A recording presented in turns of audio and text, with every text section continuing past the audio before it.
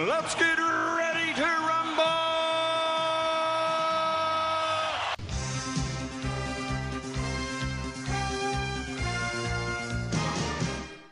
Hello and welcome to Netflix vs. Cinema, the podcast that is back in, well, not quite isolation, but remote recording mode. My name is Tosin and I am your host. I have left the Isle of Wight where I was last week, and I am now ensconced in the middle of the country, far away from water, which actually at this time of the year might be a good thing with all the floods we're having. But yeah, boy, far away from water. And joining me on the Isle of Wight as always are Sharon. Hello. And Shaun. Hiya. Now, yes, as the name says, we're Netflix Cinema. We're a podcast in which we go to the cinema each week. We watch a couple of things at cinema, watch a couple of things at home on various streaming platforms. We just use Netflix to represent all of those. We give them all a score out of 5, and then we say, where was our money better spent this week? So, with that in mind, what have you guys been watching this week? Well, it's quite funny, really. I thought I would have seen quite a lot, but I haven't really, I don't know where the time's gone, to be fair. What did I do? Oh, I did go to the Ventnor Fringe on Monday. Oh, that's a Fringe festival on the Isle of Wight? Yeah. Normally I would catch a movie then. I saw Old yesterday. Oh, so, yeah, Old, yeah. The M. Night Shyamalan movie. And TV-wise, I was trying to think. I mean, I know I've seen other stuff. But I just can't for the life of me remember. I need to write things down. But I did watch Aliens. Oh, that's a rewatch of Aliens. And sometimes, I've rewatched quite stuff. I've rewatched Midway, and a few others that have been on. So I'm quite happy to watch those. There are some films that I can watch again and again. Oh, and I know why the weekend I did. I should have sent you that, shouldn't I? I did the over the weekend. I did the Battle of Isla Anduana and the Battle of Rorke's Drift. Not as with little soldiers. Well, you play. I was like, wait, what? I don't know. I'll just see if this will work. I don't know if it will. But if I go on my gallery and let's see if we can do this one. See if we can get it. I'll just start it off. Go to the beginning. Well, okay, so while Shaun is pulling that up, Sharon, how about you? What have you seen this week? I went to the cinema and I saw Off the Rails. Okay. And then I also spent an evening in watching Kingdom, Ashin of the North. Kingdom, Ashin of the North. This sounds all right because of sometimes we become cliches of ourselves. This sounds like you have gone on and watched something that was fantasy. Well, it's fantasy horror. Horror. Well, it's Korean historic Ooh. fantasy horror. A Korean fantasy horror. Yeah. Okay. All right. Cool. Okay. Now you've I'll tell you what. Tosin. Yep. I could load this up to the YouTube channel, couldn't I? Load what up?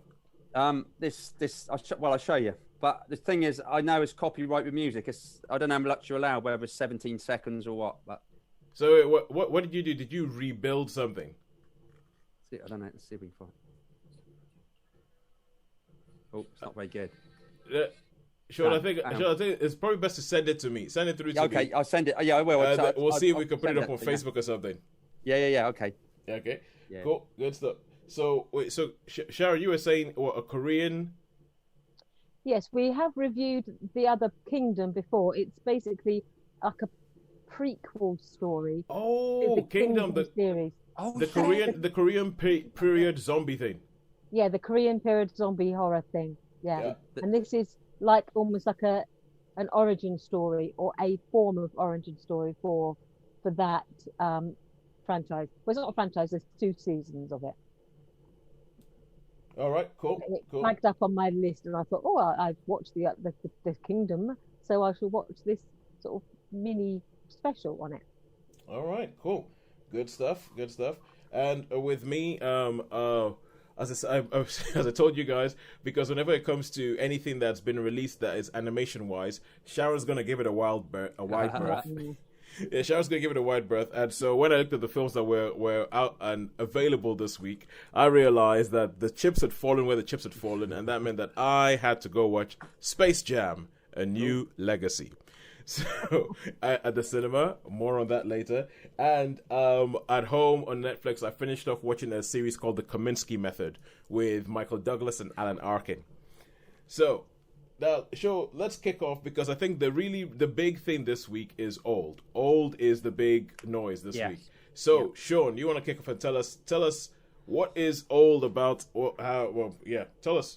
Old. Okay, so old starts off with this family in a car. They've been sort of chosen for this destination. They were lucky. They've been picked in a lottery to go to this idyllic resort with everything you could want. And so Fantasy Island. So Fantasy Island, yeah. So they turn up and they're given cocktails and say, "Oh, we've done cocktails. These are special cocktails for you and stuff." And there's other people that are going and they say, "Oh, what we're going to do, there's this absolutely fabulous deserted beach, which only certain people know about. There's only certain people know about. So we're going to get our driver to take you there to this sort of hidden, beautiful beach." And there's this young lad. He's part of he's like the nephew of the guy who's running the resort. Yep. And he sort of passed one to the young lad, and he sort of passes him a code thing anyway, like that. But so that's at the start. So they've taken off to this island you've got a doctor and his wife. You've got like a rapper and his girlfriend. You've got this family. You've got the doctor's daughter. So essentially, various assortment of fodder. Yeah, very, very source man of fodder. And obviously, like the thing says, and like probably not given away in the trailers, strange things start to happen. And it is a lovely beach. It's a lovely sort of super beach. And but they start some really, really strange things start to happen, And I think everything from the poster to the trailer say that essentially you go to this beach and you age prematurely. Yeah, you sort of age. I can't remember the exact time they said, but like for every 17 minutes, it's like 2 years. So okay. So it's pretty fast. But the thing is, there are some advantages because like if you get cut, it just sort of heals up. But you still have the scar, but it like heals up within. All right. Like it's like whoa, chopped, cut, okay. And then it's like oh right, okay, well that's healed. So. All right. Okay. So I have a question here. That's the basic premise of the film. Do they ever explain why they don't just leave the beach if you realize that once you're on this beach you start getting old? Because that was the question that I was like, why don't you just leave the beach? Yeah. Well, they do try in various ways to get off the beach. They do because obviously they know something's wrong. So there's people, how are we going to want to get off? Basically, they go through a canyon. And when they try to go back through the canyon, it just like they can't because it just knocks them out, and then they. Yeah. All right. Okay. Okay. So that's the basic premise. And, yeah. Yeah, and I feel like once you have the basic premise, okay, a film, people on the beach, if they're still on the beach, they get old. That's it. What do they do with the premise? Is it used well? Now, this is where I want to get Shaun's reaction now because Shaun's reaction. It's quite funny. It is used. I think it's used quite well to start with, but then things start to as the film progresses. There's a few sort of silly odds and sods which I think, but not enough to detract from the film. But yeah, there's certainly moments where it's like, well, how did that happen? How did this happen? You can understand how, because there's a few harrowing moments in it because let's just say, obviously some of the people that are on this beach that they have issues as well. They've got issues. So yeah. And they've obviously all been like this group of people have been selected for something, obviously, or they've been chosen for whatever. So in my head it seems a bit like a slasher movie, but the slasher is time. Yeah, that's it. And there is a little bit of slasher moments in there with quite extreme violent moments. But yeah, it's a really, really interesting film. And yeah, I mean, as I say, the ending, well, but we can always talk about things like that. But I can be forgiven this time. I can forgive the film. Yeah. And it's quite a novel ending, and obviously the young lad that gave the code, there is something in that. So well, obviously it's an M. Night Shyamalan film, right? And yes, he is known for his twist endings, or he's known for his endings. Yeah, it's not a huge twist. It's not a huge twist, but it is a twist. But Yeah, it's not like a whoa twist. It's all right, okay. But usually, almost without fail, in his films, when his endings change the way you see the whole, or the color the way you see the film. So the ending either means, oh yeah, great, or the ending makes you think, oh my god, that was rubbish. So with all that, with the M. Night Shyamalan high concept kind of twist ending, all that, how many stars did you end up giving Old? Okay, well, this was I don't know. It's difficult. I was trying to think this. It was one of those films. I come out of the Shyamalan. It's like Mother, and there's films like that, and it takes me a while to digest them. It sort of probably take me a day, but I think this is going to get a really, really, really high 3. I think a really, really high 3 on the cusp of a 4. Oh, good. Oh, well, that is encouraging, actually. Yeah. So you know how sometimes, as you said, Tosin, with his films, they're either almost like mini works of genius, or they just fail utterly. Yeah, exactly. He doesn't seem to have a middle ground, does he? So this maybe is one of his middle grounds then. But he really had like this sort of mini renaissance with the Split. With Split, it's Split, yeah. The other one, I've forgotten what it was called. Glass, that's it. Where he seemed to be like, yes, he's back, and he's delivering quality stuff again. Yeah, well, the thing with him is, I always think that with him, whatever happens, he doesn't just go for the middle ground. He does try and do something. You might not like what he does, but he does try and do something that you look at and go, "Oh, that's different." Yeah, as I say, it was it kept me entertained, as I didn't have huge amounts of issues with it, but I mean, I'll tell you about it off screen, the ones that I did have, but otherwise it might be spoilerific, and we don't. You make me more inclined to want to go and see it than we do have with our rating system. We do have sort of flexibility because we have like a mid, a high, and don't we really? We have like each number is a spectrum. Each number is a spectrum. Apart from a 2, I don't think we've ever had a high 2. I think we just I don't think we never have. No, we never had a high 2 or a high 1. Oh, it's like no, couldn't stand it. It's just about redeemable.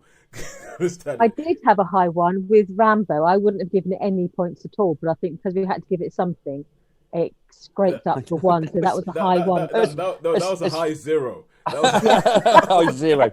That's funny, Sharon. You'll be horrified at me, but actually, it was on TV. That was one of the ones. That's one of the things I've watched again. You rewatched? I rewatched it. What, Rambo: Last Blood? To see how it really was as awful as this.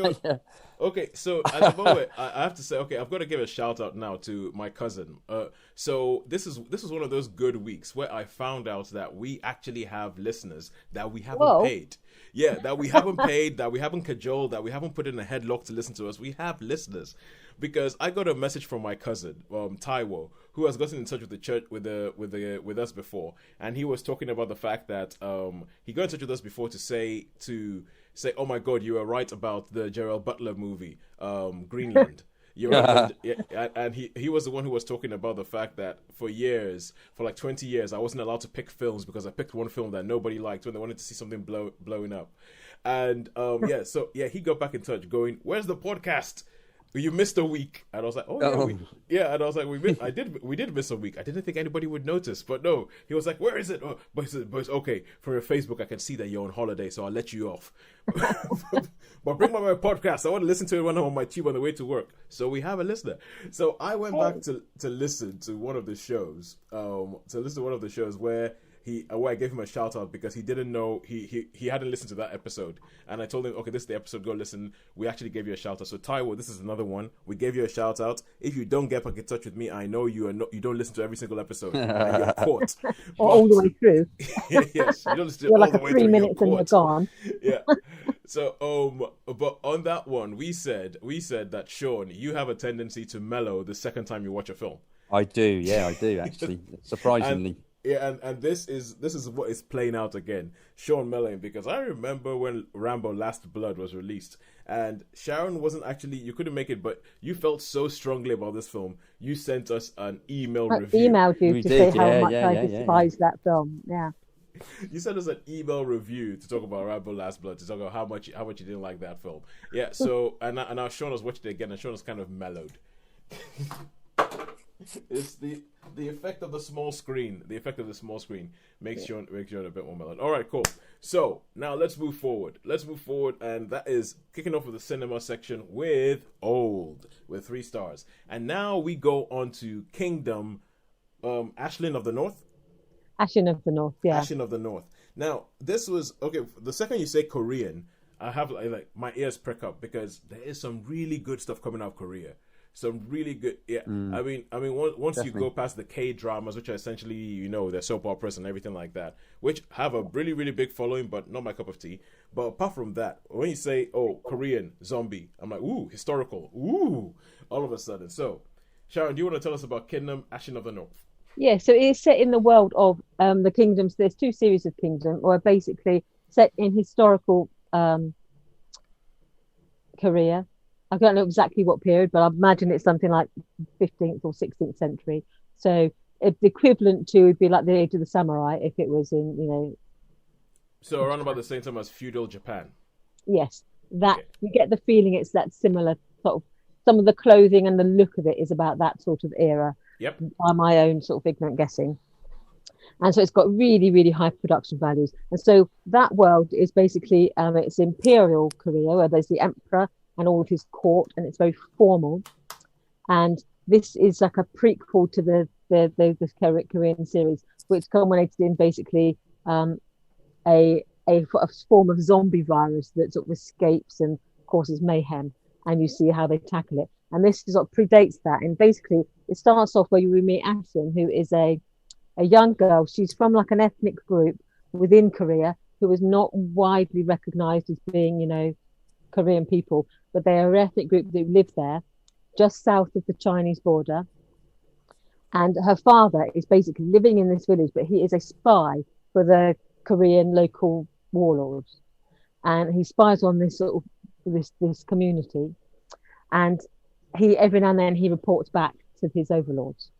And then she has observing this, and he's saying there's tension brewing between sort of rival factions within Korea and across the borders that's building up. And her father is basically being sent in to spy on what's going on. And she doesn't know this at the time, but he is betrayed. And she is basically affected, and her village is destroyed, the village that she has been living in, even though she's not part of that ethnic group. Yeah. And then she flees to the overlord to get vengeance. And so she starts to work for him. And then she begins to realize that all is not as it seems. And while she was hunting in the forest, because she's one of these girls who was like, she would hunt for a family, and she would track, and she would, she was, very fit and athletic, and has trained herself in martial arts and in archery and other things. She has discovered this secret cave where this plant that creates the zombie can be found. And on the wall, there's this inscription saying, this plant, and with illustrations, this plant will raise the dead, but there is a price to pay. And so she has kept one of these flowers, one of these plants, with her, just in case. Originally, she was going to use it because her mother was ill, and she said, well, if we use the plant, we won't lose our mum. And then when her village is destroyed, she then keeps it, thinking, well, you know what, I've got this if I need it. And so I don't want to give too much more away, but you then see how she then decides when and how she is going to use this plant, and against whom.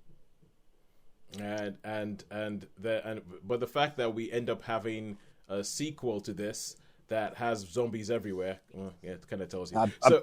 I think I reviewed the first one, didn't I? I'm pretty certain I reviewed the first one, and I've actually, now Sharon said this, I watched this just before the pandemic, when I was at that late, when I just before the lockdown. I actually saw this series because I liked the first one so much. Yeah, so they did one of the first series last year. I think it was so popular internationally that they were quite quick to get season 2 made. And then this is almost like a third installment, but it's called like a Kingdom episode, but it's like an hour and a half long, so it's like a feature length. Oh, okay. So Right, it's okay. pretty much like a film. So Yeah. perhaps I haven't seen this then. So this is called it's called Kingdom Ashin of the North, a Kingdom I should. Oh, right, special okay. episode. So it's like a feature length episode because they're about an hour long. This is slightly longer. This is about an hour and a half.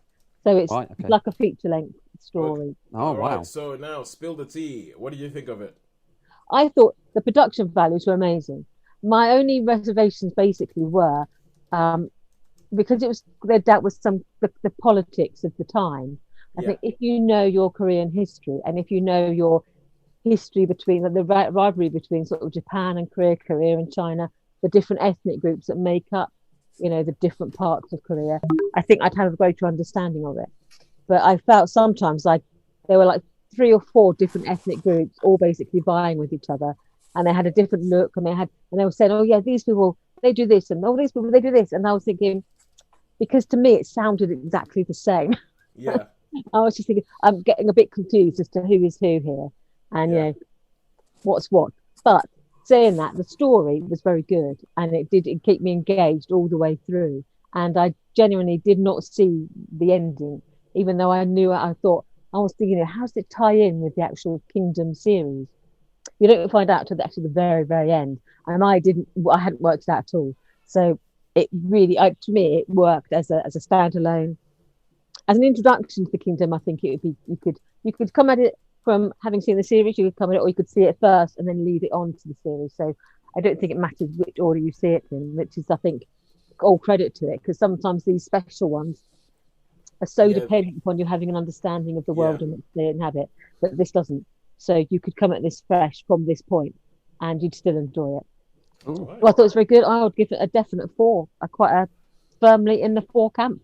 So good. So the Kingdom series, it doesn't embarrass its stablemates. It continues on. No, not at all. All right, cool. And now we get on. We go back to cinemas, and we go back to the film that by elimination, I ended up with. Now this is a film that I didn't particularly want to watch because it's a film that I did not have high hopes for. It's a film that I thought was going to. Eventually, I looked at this film. I thought, everything that this film is going to be, just by looking at the poster, just by hearing the name. And the film is Space Jam: A New Legacy. So, obviously, this is kind of like a sort of sequel to Space Jam, which was the film that put Michael Jordan as the basketball great in the film with Looney Tunes. Now, those are 2 things I like separately. Michael Jordan, yeah. Basketball, yeah. Looney Tunes, yeah. Put them together, I was never really sure about it. And this is a film that obviously we have LeBron James, who is looked at the new sort of like, greatest of all time or the greatest talent of his generation. And they've put him in the film and they've said, okay, we're going to redo that formula. And I would say it doesn't work, but I think it works for who they want it to work for. So for kids who are going to go watch this film, who like basketball, who like LeBron James, I think it will work. But this is the kind of film in which they try and give you a storyline. And the film kicks off, and you can see that they're trying to put all this storyline into it, and you're like, oh my God, you're actually trying to put a storyline. Why are you trying to put a storyline? Because it starts off with LeBron James's childhood and how he has to throw away a Game Boy and stop playing Looney Tunes so he could focus on basketball. Then when he grows older, he's a dad now, and he's trying to get his sons to focus on basketball. And it's from the word go, it's like from the first scene, you can just sort of see, this is the arc that's going to happen. This is where it's going to end up. This is what this film is going to be. Now, LeBron James, the first time I ever saw him act was in a film called Trainwreck, with the Amy Schumer film, and he was surprisingly good in Trainwreck. Like, I remember watching Trainwreck, I'm really thinking, he is like the secret weapon of this film. He was actually really quite funny in it, and it seems like he can do comedy, but not so much drama. And there's even and this film is so this one was made by Warner Brothers because Warner Brothers own the Looney Tune, and this entire film is like it is a barely disguised advert for Warner Brothers. The entire film it's a barely disguised answer for Warner Brothers saying, "How great are Warner Brothers? Look how wonderful we are." So there's a bit where the Warner Brothers guys they call him over to the office, and the Warner Brothers and they have people like Sarah Silverman playing Warner Brothers. They have Stephen Yeun. Stephen Yeun shows up, and they have all these people playing cameos in tiny roles that doesn't do anything for them. But so they say, "Oh, LeBron, we've come with this amazing idea. That we can scan you and we can put you into a whole bunch of different films." And LeBron James says this line, which is supposed to be funny, but ends up being a bit too prescient. Which is where he says, look, I'm an athlete. I want to play on the court. I want to do my talking on the court. It's like putting athletes into acting, that never goes well. And you can see why they wrote that line. You can see that it's supposed to be funny. It's supposed to be nudge, nudge, wink, wink. But it is, you're looking at this film going, yeah. Because this happens about 20 minutes in and I'm looking and going, yeah, this is not going well. This isn't going well. The bad guy of the film is an algorithm. And this is where it gets like total advert for Warner Brothers.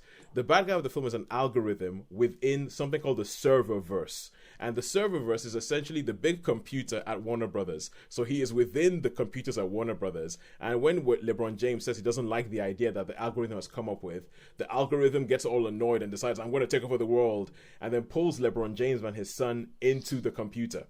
Wow.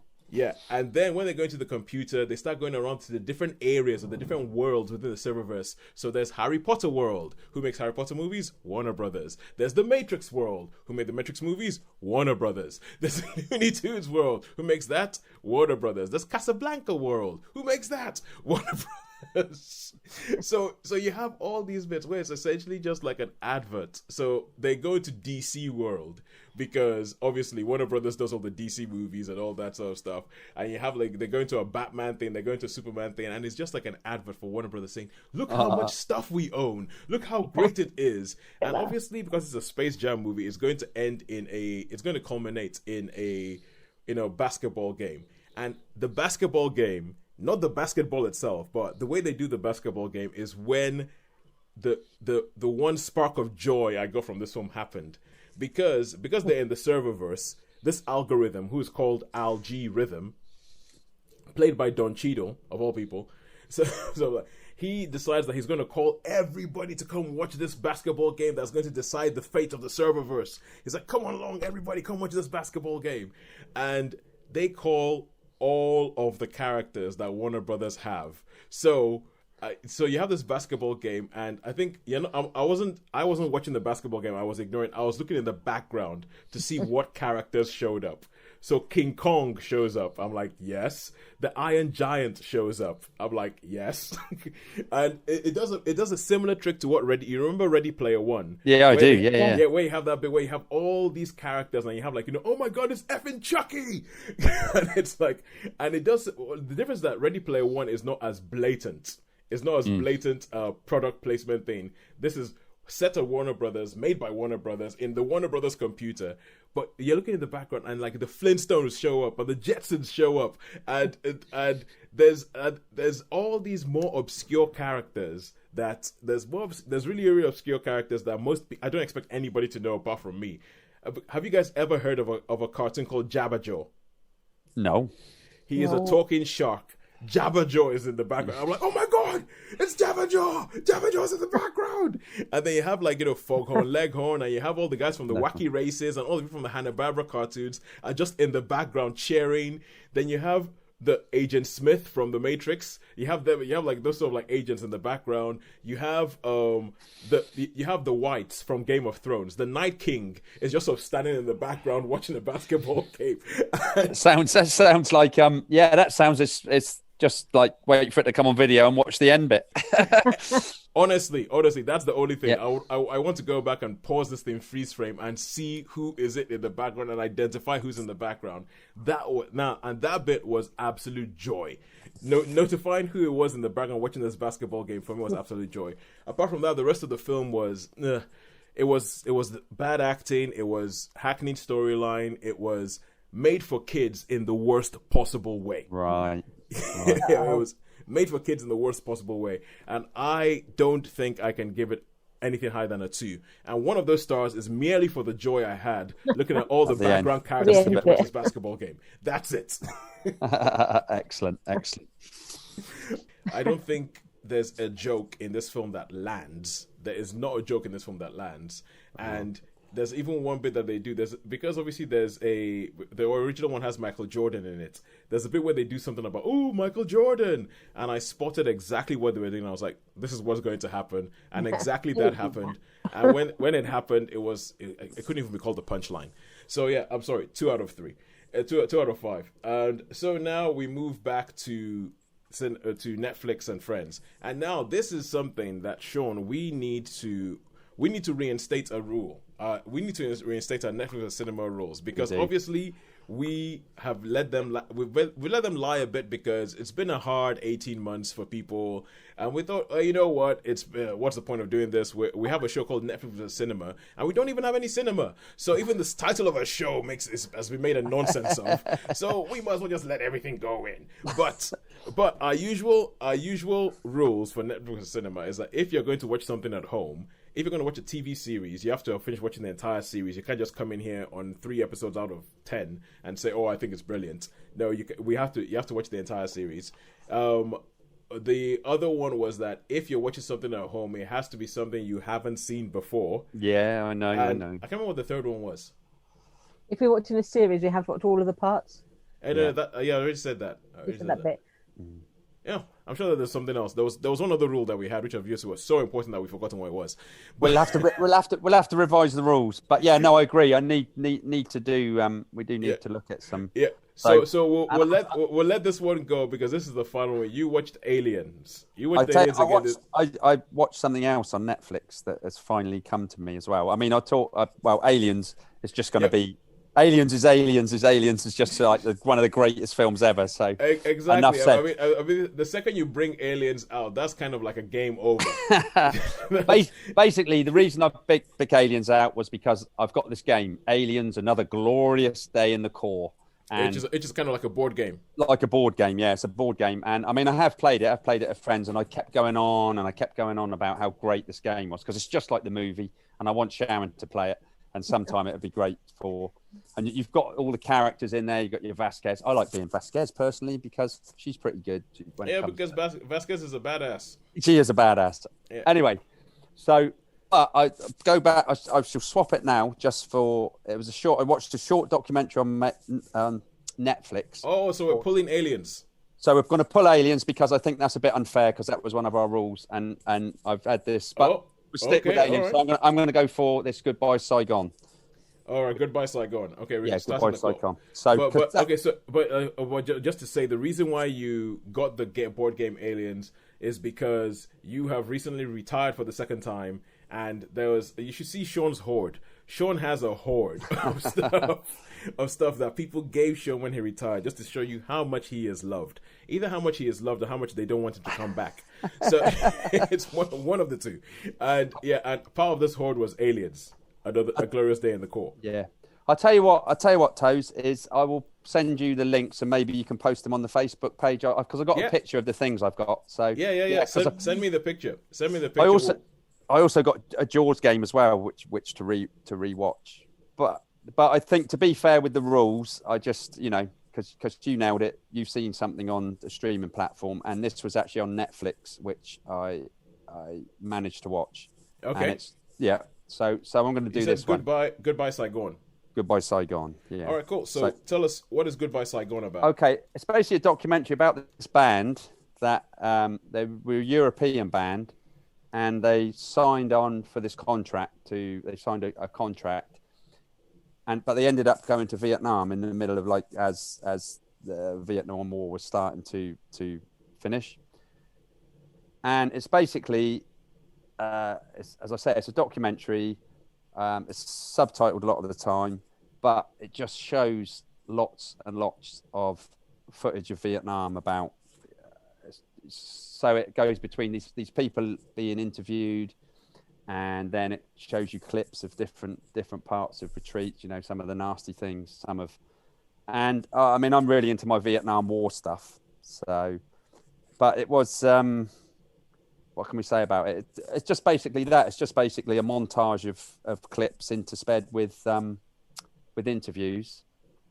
But the driving force of the story is a band that ended up getting drafted. Well, not drafted as such, but just they signed this contract to actually go to and perform for like the USO, perform in Vietnam. Oh, like a USO thing. Yeah, like a USO thing. So they ended up, and of course, this is intercut with all the hippies and all the riots and all the demonstrations and all the protests against the Vietnam War. Yeah, and it's basically a montage of clips of what was going on at that particular time. And how frightened they were because they didn't really know when they was over there, and there's all this stuff going on, and how scared. Yeah. And it's I mean, any stuff like that, I'm fascinated by Vietnam for some reason because it's like one of the most filmed wars ever. And I mean, after that conflict, they've never ever allowed. They've all been stage managed, haven't they? Really, from the Falklands War to the Gulf War, whereas this was just. Any foreign journalist could go over there and film anything and do anything. And there's some really quite nasty footage, as we know. So, yeah, but that's basically the film. It is a documentary with a montage of clips with a few interviews about how people felt, what happened, what it was like over there. And it's for me, it was very, very watchable as a Netflix thing. All right. So compared to Ken Burns' The Vietnam War. Yeah, no, it doesn't quite reach those heights. It doesn't quite reach those heights because being a foreign film and being subtitled, there was that sort of detracted slightly away from it. So but it'd be worth. I mean, you can see it. You can actually see it on Netflix. So it is a Netflix. Was this band American or was the band? No. It was European. So I think it was a bit of a mixture of like Norway, Swedish, Dutch, right. Mainly Dutch. So yeah, and that was where the conflict was. I think was where they just signed a contract, and they just ended up sort of shooting. Are you all right, Toe? Yeah, I'm fine. Sorry, it's just that the weather's been weird, and all of us. It was raining and it was dark, and it would look like the Independence Day ship was about to come out from behind a cloud, and all of a sudden now it's blinding sunshine. Yeah. While it's still raining. Wow. Yeah, it looks like it's a glorious sunshine there. Yeah, but I can still see raindrops falling outside my window right now. But so yeah, anyway. So this would not be like for me, it would not be like a Ken Burns documentary or something. But I just really fascinated. With the Vietnam War and some footage. And there's also in this particular one, there's one like the retreat from towards the end, and there's footage in this that I haven't seen before. So and I mean I've watched a lot of Vietnam War footage, but in this, so it must be from. I got a feeling it's probably from, French journalists or. So the band were documented that time there, so it was kind of like a insider's view. Yeah, insider's view. Yeah, with intersped with lots and lots and lots of clips. Most of the time, it was just like clips of Vietnam, of soldiers, of civilians, of the battles, of like people, just the mayhem, really, just absolutely crazy mayhem. And so with all how many stars would you give it? On the whole, I'd probably give this a 3-star. I didn't think it was. It wouldn't be, unless you're interested in the Vietnam War and you like watching footage of Vietnam and riots, it probably wouldn't be. Well, it wouldn't tell you much that you didn't know. Yeah, that you didn't already know. But it was interesting for me to see some of the clips that I hadn't seen before. So yeah, so I gets a 3-star. Gets a 3-star. And the reason I think that's fairer actually to do a Netflix thing rather than Aliens, because otherwise, Aliens for me is going to get a 5-star. Yeah, Aliens is going to be a 5. I mean, so that would be a bit unfair. Yeah. Yeah. Exactly. Oh yeah, good point. Oh, I can't believe I missed that. I can't believe I totally What's missed that? I should. That's why I should. Sharon just pointed out what I should have said. It's like once you pick Alien, it's game over, man. Game over. Yeah. So I mean, it is iconic. I must have watched it so many times, and it's so quotable. I mean, that's what we do all the time now. And now we might get Dan interested, so he can join in the game. Cool. Yeah. Good stuff. Okay. All right, cool. And now with that, we now go to our final film in the cinema. And Sharon, this is you. And you saw something called Off the Rails, a film I didn't even hear about. I'm looking forward to this, actually, because I did look at this one. Yeah, Okay, this is a British film. Yep. It's a British film. Basically, the premise it starts off with is there are four friends who've been pals. They're all women in their sort of late 40s, early 50s. They've been friends since their girlhood, and the four of them have just been pals. And in their 20s, they did a road trip across Europe. Is this the Blondie musical? Yeah, the Blondie musical. Oh, all right, cool, Yeah. good. And so they did it while on the trains. They got a train ticket, so they travelled across Europe in their 20s. And this film opens up basically with the news that one of the four has died of cancer. And she has left them to say, that we never got to do what we want to do, which was to go to Parma Cathedral to watch God's disco ball, which is basically, there's this phenomenon that only happens at certain times of the year when the light is right, where the sun hits the stained glass windows and it creates like this natural disco ball effect in the sky. And it's known as like God's disco ball. And they said they missed it because they missed the boat all those years ago. And she said, I'm going to leave you, as this is my will to you, I'm going to give you this as my last request. Finish the journey, go to it, go do it. And here's the tickets to do it. I'm paying for you to go and do this as in my memory and to celebrate the friendship we had. And her 18-year-old daughter basically takes her place. Mm. And so the four of the friends, an American actress, a doctor who's overworked and a little bit stressed, and a single woman who is looking after her dad, who's now in a retirement home and worrying about money. So these three sort of friends who've been friends since school, but have sort of their waves have parted a little way, then set off on this journey to recreate this sort of idyllic summer of their youth. Yeah. We're starting off sort of before they went by ferry, but this time they go on the Eurotunnel to Paris, and then they make their way down through Spain to cross over on the boat on a ferry to go to Parma, and then to see this phenomenon. And so that's it. Basically, you see them. They have their adventures and their misadventures as they travel, and they reveal their darkest secrets, and they have these adventures on the way. Oh, okay. So that's about it. And I have to admit, because I say I hadn't heard of this film, but literally about 2 days ago, I saw a poster, and it said featuring the music of Blondie, and I felt like, well, that's a film that's been made by algorithm, because you're like, let's see, people liked Mamma Mia, so let's get this music for a certain kind of thing. Let's make it a bit nostalgic because the music will be nostalgic, and it's aimed for the people who would have been listening to Blondie fresh the first time around.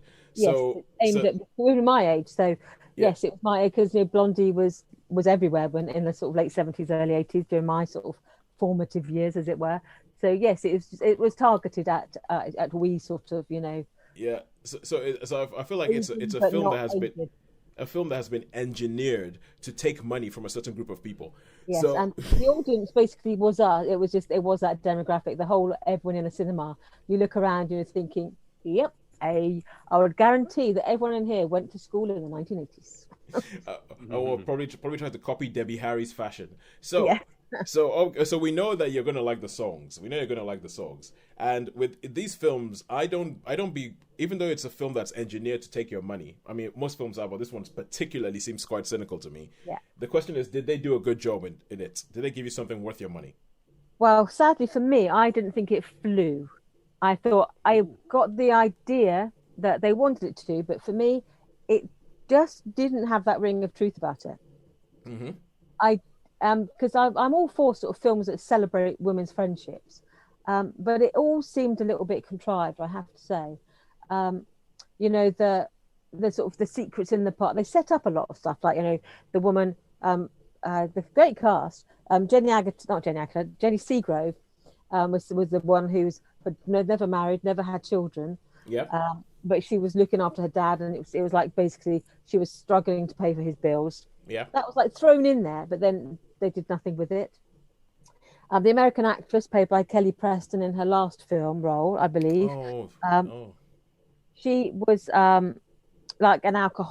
struggling with alcoholism. She's been playing a nurse in like a general hospital type soap opera for years. Yeah. And she was getting tired of it, but she didn't know she doesn't want to leave the job because it's how she earns her money. But she's like in a messy divorce with trying to get custody of her son. Again, that's thrown in there, but again, they didn't really. It was a bit clumsy what they did with that. Sally Phillips plays like the overworked doctor who's been married her school sweetheart basically. So she's never been with anyone else, never had any other sort of lasting relationship. And then things start happening in that relationship. And again, you think it's a little bit by the numbers. And and they these cameos like Franco Nero appears as this Oh yeah, he's gonna some aging Italian Lothario that one of them might possibly have a romance with. Exactly. And then Jack Miller turns up as someone who decides that he was an accountant in Britain, but he's going to sort of throw caution to the winds and sort of live in Spain. And so he basically was like an accountant in Spain. Yeah. So at the end of it, how many stars would you give it? I was struggling to I wanted to like it. That's the thing about some of these films. You think I want to feel that joy that these women had to go, because I've had these friendships with people that go back 20 years. So I wanted to like it, but I smiled in a few places, but I didn't laugh at all. Oh, yeah. So I would say, to be fair, I would give it a 2. Because I'm glad you, because to be fair, I mean, I would say to be generous, I'd give it a 3. But to be honest with you, it just did not. I didn't believe any of it. I didn't believe any of the women. I didn't believe in their friendship, and I didn't believe the people they met. And there's a few scenarios where you're thinking that just would not happen. That would not happen. Yeah, that's a bit like me. That's a Shawnee trait. That is. Yeah. so even though it's a musical, it doesn't carry you away enough for you to just suspend. Well, they don't actually sing. It's just there's just a soundtrack is Blondie song. So what? They don't sing. It's not musical. I know. So there's no. It's just literally when they're in the train, you hear Blondie songs playing, and every now and then they'll play like "Oh Sunday Girl," and so there's no. The cast don't sing. The cast don't. That's terrible. No, it is. It's just like a Blondie soundtrack. It's no. You wouldn't call it a musical by any stretch. That's a bit like, the film Last Christmas, the one with Emilia Clarke and Henry Golden in it. How they were making a big deal about the fact that this was all inspired by the music of Wham and all that. And then you watch the film and there's nothing. There's no, apart from the title, there's nothing to say. Okay, that's annoyed me. One karaoke song. To give it fair, they do sing one karaoke song, a Blondie song at this drag bar with karaoke. And so... No, so I wanted to like it, but I just there wasn't enough substance to it. It just did not. There's no ring of truth to it. And I think if you're going to have honest filmmaking and you want to write stories about women's friendships that endure for years, you need to be truthful. And this felt like it was just what written by committee, where they wanted to make it. This would be funny. Let's do this. That'd be funny.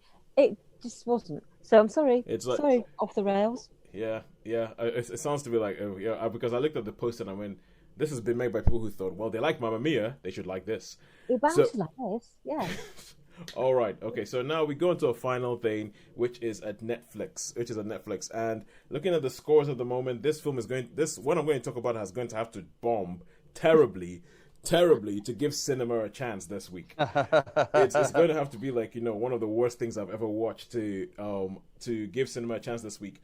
Unfortunately for cinema, this is not one of the worst things I've ever watched. This is one of the things that I think you look at Netflix and you say, right, Netflix have nailed it with this. Netflix have done this. They should do more stuff like this. I know, Shaun, you are constantly talking about how Netflix is like, when they make original stuff, when they make original films, you think that they're just making them because they're just kind of like, they just give the people a whole bunch of money to do stuff. And yeah, but when it comes to TV shows, there are some of them, like, Queen's Gambit, BoJack Horseman, and the Kominsky Method, where they hit on something. And a couple of weeks ago, you spoke about the Comeback Trail with Robert De Niro, Tommy Lee Jones, and Morgan Freeman playing, aging people. And I mentioned the Kominsky Method then, saying that I was in the middle of watching it. And what I love about this is that it is these old stars who used to be the hot young thing on the block.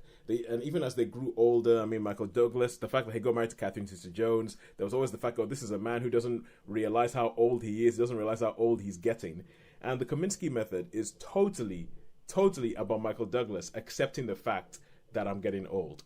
And he plays a guy called Sandy Kominsky, who is an actor. He was an actor, but he never made it big. And so he runs an acting studio. He runs an acting school in LA.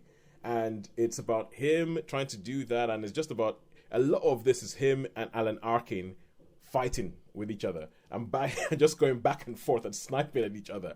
And their relationship is so good. It's one of those relationships, I think it's one of the all-time great screen buddy relationships, where you can sit down and listen to them talk for an hour about all sorts of random stuff.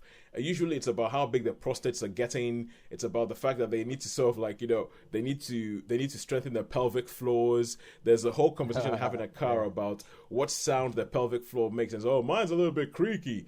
It's I reckon it goes like and it's just really, really good. I mean, you have a great cast. You have in later seasons, Paul Reiser shows up. There's Sarah Baker plays Sandy Kominsky's daughter. You have Jane Seymour shows up at one point. Nancy Travis is there as a love interest of Michael Douglas' character, because even his character Sandy Kominsky, they talk about the fact that he never dates anybody his age, and he's finally dated somebody age appropriate, and that makes a big part of. There's 3 seasons. That makes a big part of the first season arc. But at the same time as being a comedy about getting older and going all these different things and about how the world is changing around them and they don't really understand it and all, at the same time, because it's something about them getting older, I feel like it's also very real about some of the heartache that comes from getting older. So about having to deal with loss and having to deal with death. And there's characters who are quite significant to the plot who, over the course of the 3 seasons, die. And the way that it's dealt with and the way people actually go about it's not cheapened. It's not just made into a laugh or anything like that. The characters are allowed to actually go through something. But I think the Kominsky Method is a very, very, very good thing. One of the best things I've seen Michael Douglas do in years. Where there's a scene in the first season where he's running around a casino looking for the Alan Arkin character, and even the way he's running, you're like. It is totally. There is no vanity. There is no vanity. There's no. Oh, I want to look cool because I'm a big star. Don't you know who I am, Michael Douglas? I've got to look. But the way he's running around this place in his pajamas, trying to find his friend, you're just kind of like, oh my god, there is no vanity in this. This is just this guy accepting the fact I'm old. I'm old. I need to start acting my age. I absolutely love this. I love this show. I think it's brilliant. I give it a 4 out of 5. Wow. So I would recommend the Kominsky Method to anybody. If for no other reason, to see 2 old men sit down and talk about the fact that they're getting old. Who knew that could be so entertaining? I might have to watch that. I'm starting to feel that myself. Yeah, I was thinking that sure there might be a lot that you would identify with. There might be a lot that you identify with. I mean, hey, I'm not as old as them, and I'm already beginning to think, yeah, I can see myself getting there. I can see myself getting there. So that is it for this week. Netflix versus cinema, and as I said. Yeah, Kominsky Method would have to have been a really, really, really bad to. It has to be a 1. Yeah. I think Netflix and Friends blew the cinema out of the park this week, don't you? Yeah. It did a bit. I mean, that's okay. Happens. Got to happen sometimes. It's gonna happen sometimes. But the thing is, this is where we have to think. This is where we have to get a bit philosophical about it and say, sometimes it's not about quality. It's about what people will pay money to watch. And the fact that when I went to see Space Jam: A New Legacy, the place was packed for COVID times. It was the most packed cinema I've been in since cinemas came back, and it was a lot of parents with a lot of kids. And a lot of parents, a lot of kids. And even though there were kids getting up and going to the toilet multiple times during the screening of the film, there were parents who were sat down there on their phones because they were like, "Oh my god!" One parent brought McDonald's in there, and you can see that you could just thinking, "What the hell is this?" You can see who Space Jam made this. You can see who Warner Brothers made this film for. Yeah. And Yeah, and if they make money, then cinemas will stay open. And off the rails, there's going to be a whole bunch of people who, because I know that we are a bit more, as big-headed as it sounds, we're a bit more discerning, and we are like a bit more, oh no, actually I think that's not that good.